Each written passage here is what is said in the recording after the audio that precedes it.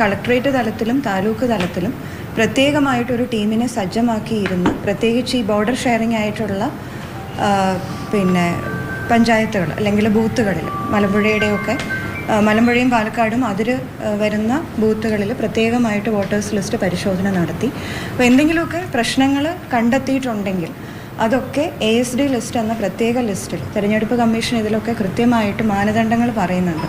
ഇങ്ങനെയുള്ള സാഹചര്യങ്ങളിൽ എങ്ങനെയാണ് വോട്ടിംഗ് ചെയ്യേണ്ടത് മുതലായ കാര്യങ്ങൾ പറയുന്നുണ്ട്. അപ്പോൾ അതിനനുസരിച്ച് സുതാര്യമായിട്ട് ഇലക്ഷൻ നടത്തുന്നതിനുള്ള എല്ലാ നടപടിക്രമങ്ങളും നമ്മൾ ചെയ്യുന്നുണ്ട്.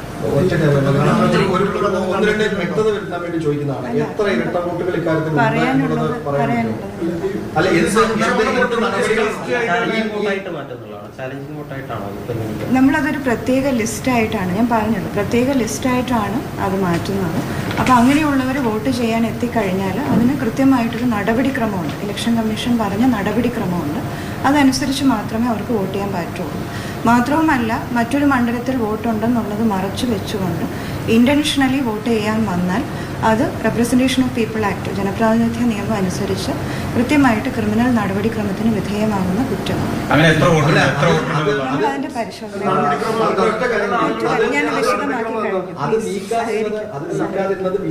കുറ്റമല്ലേ? അല്ലാതെ ഈ പറയുന്ന ഇപ്പോൾ 2 മണ്ഡലത്തിൽ വോട്ടുള്ള ഒരാൾ ഇപ്പം വേറൊരു മണ്ഡലത്തിലുള്ള ഒരാളുടെ വോട്ടിൽ പേര് ഇവിടെയും ഉണ്ടെന്ന് വിചാരിക്കുക. അവർ ചിലപ്പോൾ ഈ മണ്ഡലത്തിൽ ഇവിടെ താമസമാക്കിയ ഒരാളായിരിക്കാം.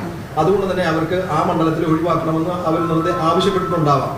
പക്ഷെ അത് ഒഴിവാക്കാതിരുന്നത് ഇപ്പൊ അവരിവിടെ വോട്ട് ചെയ്യാൻ വരികയാണ്. അടുത്ത ദിവസം അവർക്ക് വോട്ട് ചെയ്യാൻ പറ്റുന്നില്ല. ഉദ്യോഗസ്ഥരുടെ ഭാഗത്ത് എന്തെങ്കിലും തരത്തിൽ വീഴ്ച കണ്ടെത്തുകയാണെങ്കിൽ തീർച്ചയായിട്ടും അതിൽ കൃത്യമായിട്ടുള്ള അന്വേഷണവും നടപടിയും ഉണ്ടാവും. അങ്ങനെ 2 മണ്ഡലത്തിൽ പേരുള്ളവർക്ക് ഇവിടെ വോട്ട് ചെയ്യാൻ പറ്റില്ലേ? പറ്റുമായിരിക്കുമല്ലോ. ഞാൻ പറഞ്ഞല്ലോ, നമ്മളിതൊക്കെ പരിശോധിച്ചിട്ടുണ്ട്, കൃത്യമായിട്ട് നടപടികൾ എടുത്തിട്ടുണ്ട്. ആരെങ്കിലും അങ്ങനെ ഒരു മാനിപ്പുലേഷന് ശ്രമിച്ചാൽ അത് ക്രിമിനൽ നടപടി പ്രകാരം കുറ്റമാണ്. ഉദ്യോഗസ്ഥരുടെ ഭാഗത്തു നിന്ന് എന്തെങ്കിലും വീഴ്ച വന്നാൽ അതിൽ നടപടി ഉണ്ടാവും.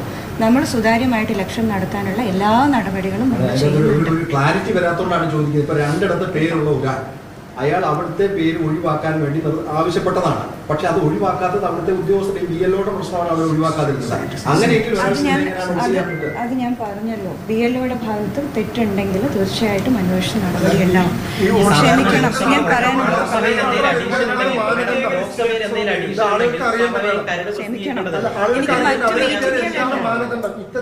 പാലക്കാട് കളക്ടർ മാധ്യമങ്ങളോട് സംസാരിക്കുകയായിരുന്നു.